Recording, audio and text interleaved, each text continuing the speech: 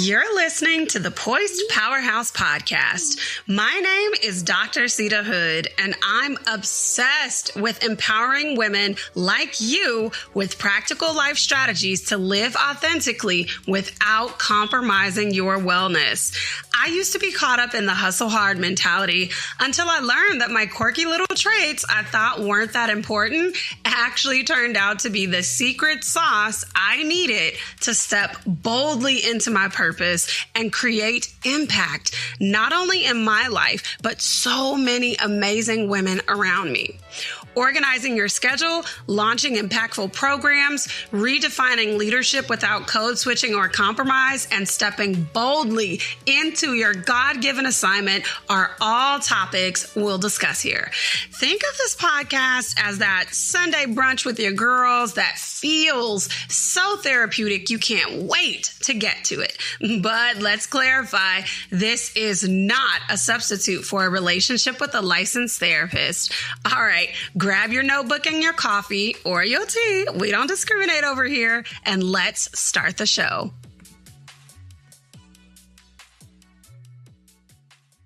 Welcome back for another episode of the Poised Powerhouse Podcast. My name is Dr. Sita Hood, vision architect and licensed therapist. How are you doing?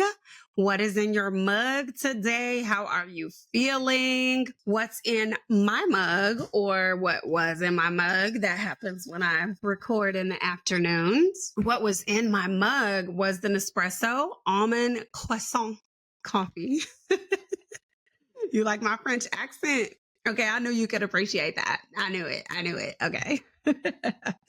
I am feeling excited for Thanksgiving and more importantly for Christmas. I don't know about y'all, but like the way that the calendar goes is Christmas, Thanksgiving, Christmas, right? Like it's just so exciting. I love the season as a whole, but I don't know. Seriously, around Christmas, everybody is just in such a giving mood, and giving is one of my top love languages. So just like a celebration of love all around. That's the reason why I love Thanksgiving and Christmas, because Thanksgiving like kind of kicks it off. That's when everybody want to share their food. That's when, Friendsgiving happen and all of that. And so it's really exciting. And I don't know if my Nespresso lovers knew this, but I got to put you on game, because I have this tradition with my family where I buy the kids an Advent box. And so we have, of course, the presents under the Christmas tree, but they be so anxious. So I like to do an Advent Bible study. So you can hit up Daily Grace Co. or Not Consumed. They have Bible study or Advent studies for kids and families. So we do that, but also they have an Advent box that you can order on like Amazon or any kind of store right now. And they get to open one small thing a day. Or realistically, you could probably make up your own Advent gifts, but I'm not trying to do all that thinking. So I just buy the pre-made Advent boxes.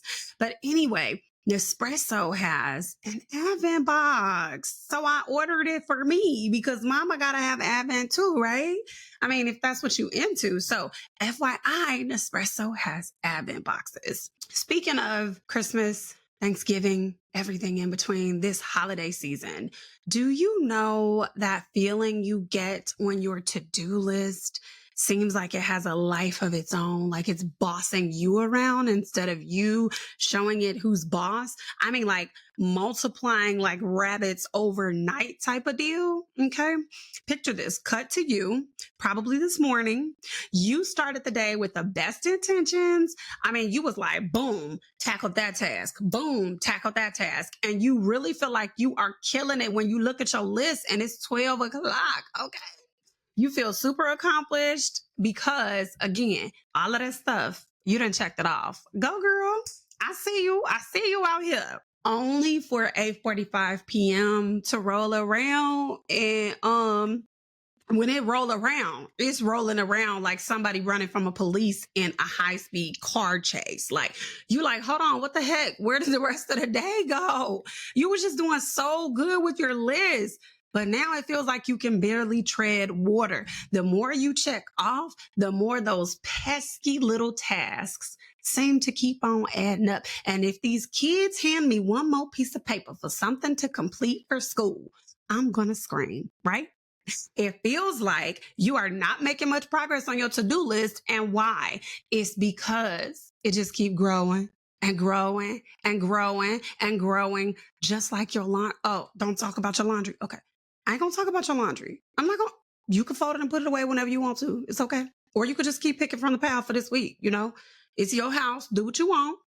But going back to the to-do list, it's a legit cycle of busy work that leaves you exhausted, and nobody is going to find this surprising, unfulfilled. If this sounds familiar today, this episode is for you because we are about to flip the script on what it means to be productive and why doing less just might be your secret weapon to doing more. Stay tuned. Hey, aren't you tired of running around like a chicken with your head cut off? How many times have you promised to do better with your wellness routines only to let life get on top of you again? I want to invite you to pause and pour by downloading my app, The Lavish Haven, your sanctuary for cultivating daily wellness. It's completely free to use. You'll start with our pause and pour quiz and then access our signature daily and weekly wellness trackers, mood playlists, elevated emotions collections, scripture-based guided audios, and so much more. Hit the link below to start today. The very first reason that you're struggling with productivity is because you have an incorrect perspective of productivity. Yep, I said it.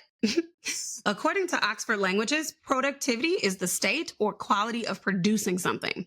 And I think our first mistake is assuming that productivity is time bound. The word productivity simply means producing a thing. And produce means to make or manufacture from components or raw materials. Another definition is a cause, to cause a particular result or situation to happen or to come into existence. Where does it say anything about time in that definition?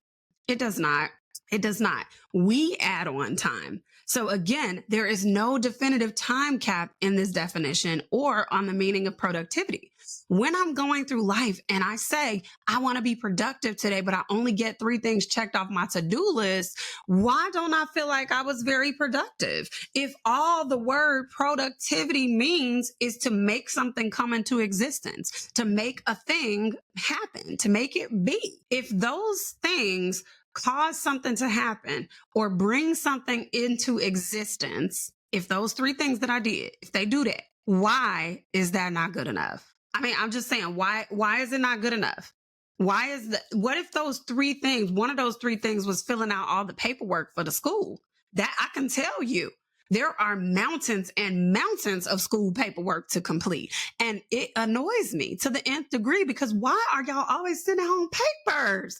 Don't you have a more efficient way to get notes home?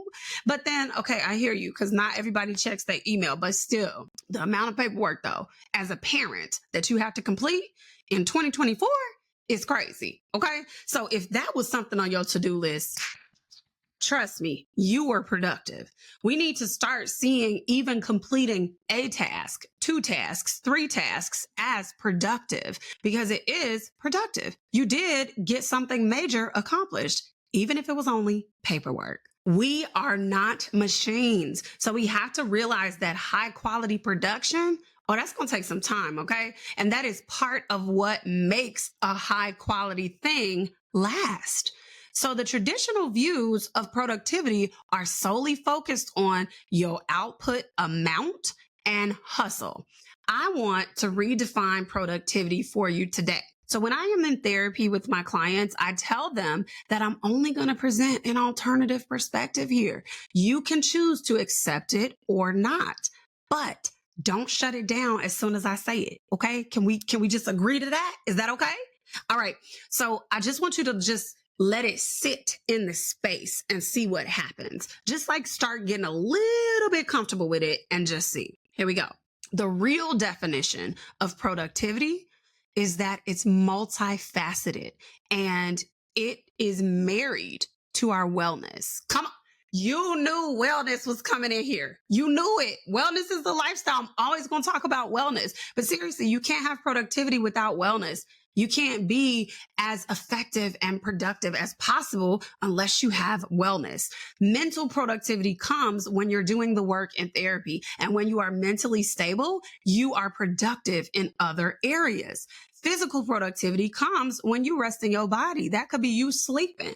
Even if you have a million other things on your to-do list, I guarantee if you feeling exhausted, if your body is feeling heavy, tired, weak, whatever, you need to rest. And when you're done resting, you can power through or supercharge finishing that physical task that much more quicker. Financial productivity is when you create a budget and you make a plan for how you're going to accomplish your goals in real life. Spiritual productivity, when you're spending time with God and devotion being poured into. This is important to understand because if I have a report to work on for a project, but I'm uber exhausted from being out all day, it's going to take me twice as long to finish that report because I am not in a position where I can be physically productive. Research shows literally, and y'all know me, so you know I'm going to link some sources in my show notes because who's playing? Not me. Research literally shows that you have a decreased mental capacity when you are tired, which leads to more errors, and you are 70% less productive. So you may as well go ahead and take that nap. That's why doing a simple task can take you hours on end if you're exhausted versus 30 minutes if you just knock it out because you're in a good headspace. I'm not kidding. I'm really not kidding. When you are tired, you literally do not work as efficiently. And let's just say that you're hungry. Research shows that if you are hungry trying to power through something, your impulsivity is increased when you're hungry. So what that mean for you? Well, let's just say that you don't like how somebody had emailed you and you felt like they was being really petty. And if you hungry, aka you have a physical need that is unmet, you are more likely to have a petty clapback in your response to that person. And because you from the hood, your response is super brutal because you used to listen a little scrappy and they got you messed up because you don't want no problems, right? Exactly. Exactly. So now are you starting to see why we need a redefined definition of productivity? I know. I know. It making sense now, right? Okay. Of course, this is a podcast for poised women in leadership who get things done. So we're going to look at the marriage of wellness and productivity.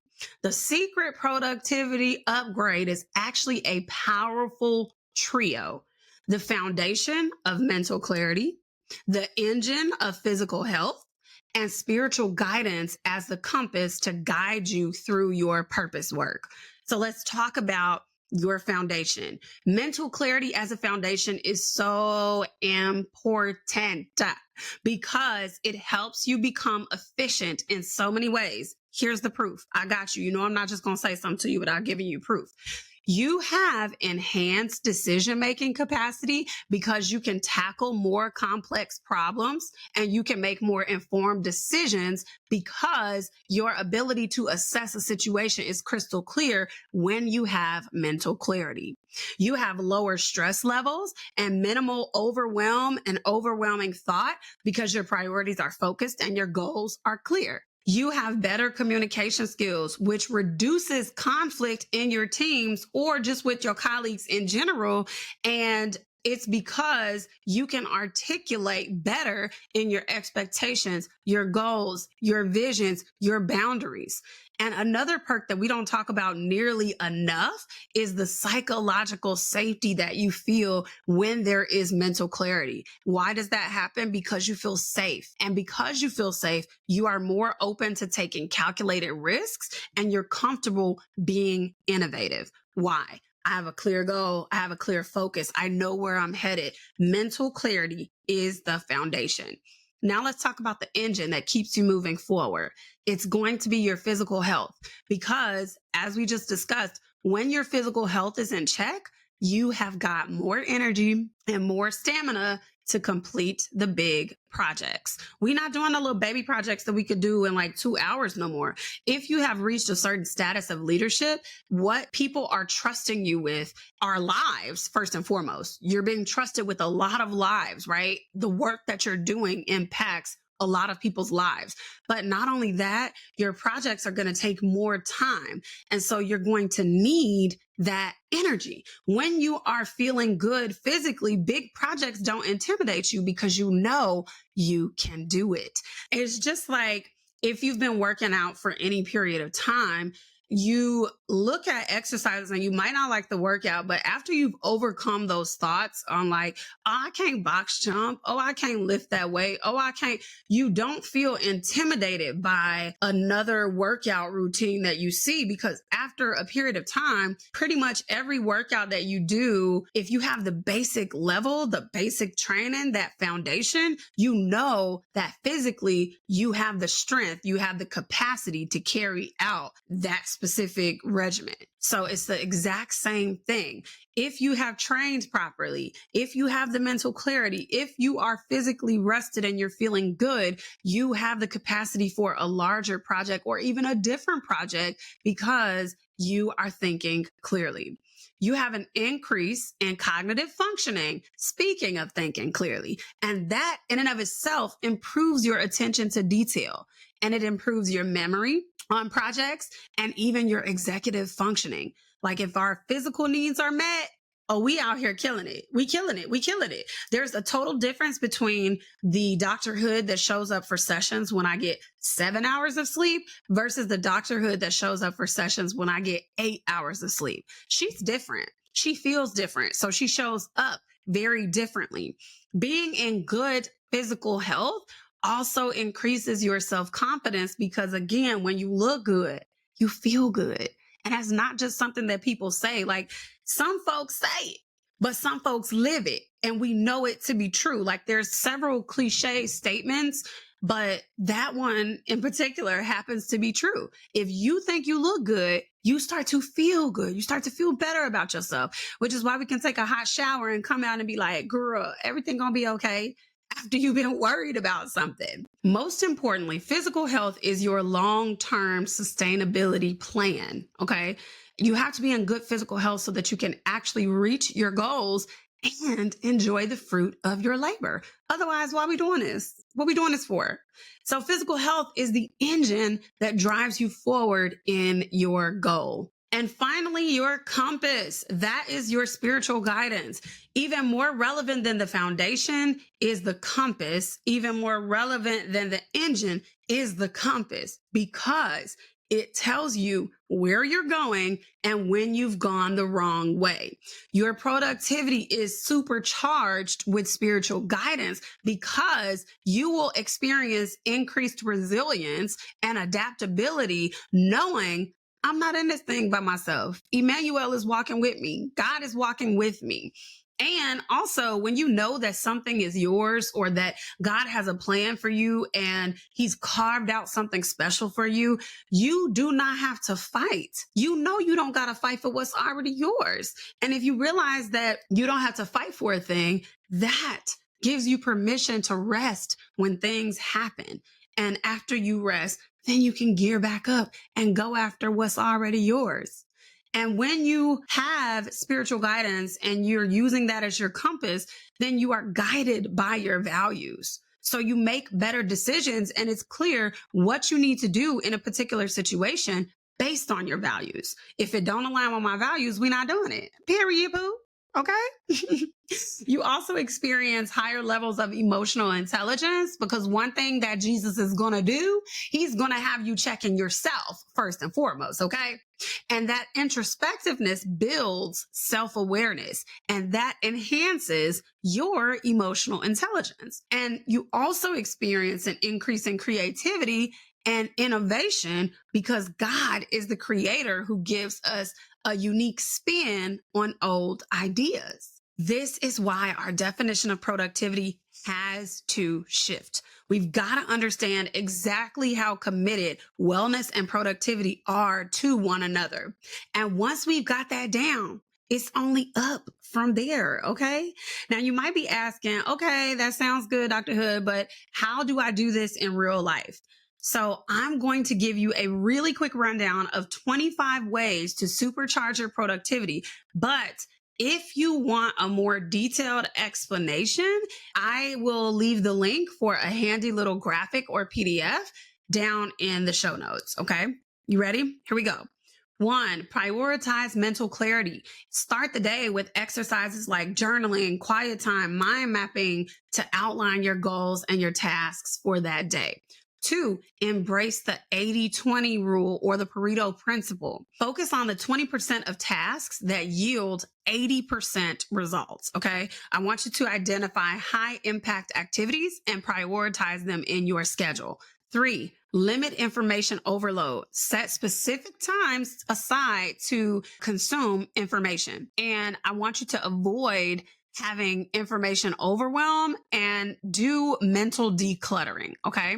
Four, engage in creative outlets. Dedicate time for your creative activities so that your mind is stimulated and your stress is reduced. Engaging in creativity enhances your ability to solve problems and it can inspire you to do new things, right? How many times have you been doing something that's super fun with your friends and then you like, oh, we should add on this or we should do something like this. And then boom, an idea is birthed, a project is birthed, a moneymaker is birthed. So engage in creativity. Five, schedule regular breaks. I want you to consider using the Pomodoro technique. Work for 5 minutes, then take a 5-minute break. This is going to help you to maintain your energy and your concentration at the same time. Set realistic goals. Set your larger goal, and then I want you to break it down into bite-sized pieces. 7, stay physically active. Incorporate physical exercise into your daily routine so that it boosts your energy levels and helps your cognitive functioning. You literally think better when you have that physical health. 8, limit multitasking. Limit the multitasking. It is a myth that doing so much multitasking is actually beneficial. Focus on one task at a time so that you improve your efficiency in that task and you eliminate or reduce the amount of errors that you have. 9, establish a morning routine. You knew it was coming because we love routines over here. We love it. We love it, love it, love it. Okay. Start your day with a structured morning routine and you want to switch it up. What that morning routine looks like might be a little bit different every day. 10, create a comfortable environment or even a comfortable workspace. Okay. Design a workspace that promotes your specific focus and creativity. So if you like candles, music, low lights, etc., set it up, okay? Set it up so that you are your most productive self. 11, engage in quiet time. Engage in quiet time. Quiet time is essential to quiet your brain, to do a brain dump, to get that spiritual guidance that you need from God, and to experience emotional resilience and to drop stuff off that you're worried about so you can dive into your productivity. You can dive into your day, right? 12, reflect and adjust. At the end of each day or a week or a month or a year, take some time and reflect on what works and what didn't work. 13, cultivate emotional intelligence. If you want to grow in emotional intelligence, take the time to learn more about what it is and where, you have an opportunity for growth. I do have a episode on emotional intelligence that I will link in the show notes. 14, delegate and collaborate. Okay. Cause some of y'all don't like to delegate. I gotta do it myself, boy. It ain't gonna be done right. Okay.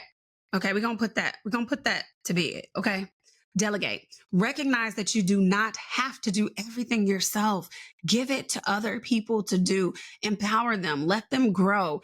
And then find people to collaborate with so that your productivity is enhanced. Use technology and use it wisely. There are a lot of apps and tools that can help you stay organized and set reminders and track your progress without you feeling overwhelmed. 16, engage in continuous learning. That's pretty self-explanatory. You should always be open to learning new things. 17, practice self-compassion because you're not going to check everything off that to-do list, boo. And it's okay. You are still worthy of love. Go check out my episode on performative self-acceptance if this is a struggle and that particular one hit you really hard. 18, value-based networking or networking mindfully.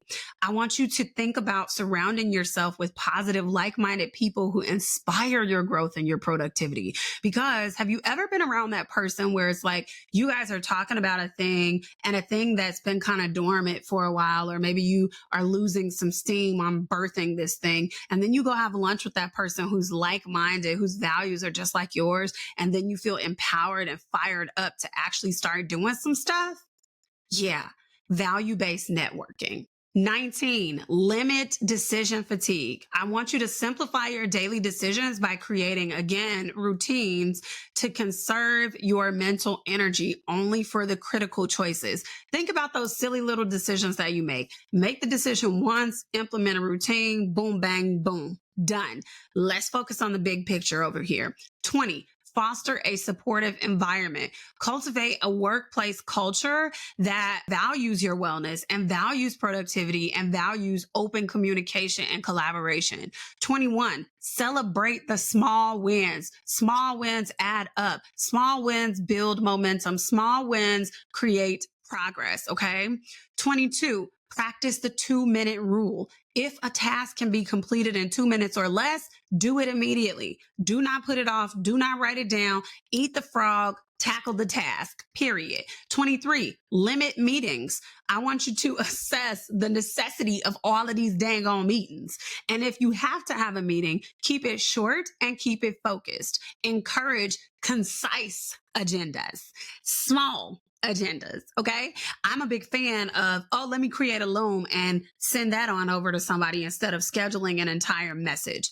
24, establish an end of the day review. Spend a couple of minutes at the end of each workday looking at what you accomplished and where you left off so you can tack it on and you're not spending 5 to 10 minutes trying to figure out, where was I at with this project again? No, we have written down where we need to pick back up and how we need to jump back into the thing. 25, engage in a digital cleanup. Can't say it enough. Regularly organize and declutter your digital devices just like you do your home or your workspace. And there you have it. Practical, reasonable, evidence-based ways to supercharge your productivity. Which one of these are you most excited about? Let me hear it in the comments below. It's time to talk about what I've been loving. Product recommendations, shout outs to family and friends, and overall gratitude. Let's get into it. Welcome back to another What I've Been Loving. This week, I have been loving the holiday Nespresso coffee blends. So I got the peppermint coffee, I got the gingerbread coffee, and the almond croissant. Just love saying that. Okay, be for real. Almond croissant, that's how Americans say it, but I just like saying it like French people say it. Anyway, that's what I've been loving. What have you been loving this week? If you enjoyed today's episode, share the love. Share with your mama, share with your auntie, share with your best friend. Then head on over to Apple Podcasts and leave us a 5-star review. Reviews help the podcast to grow. Well, that's all I have for you this week. I'll see you on these social media streets. Bye.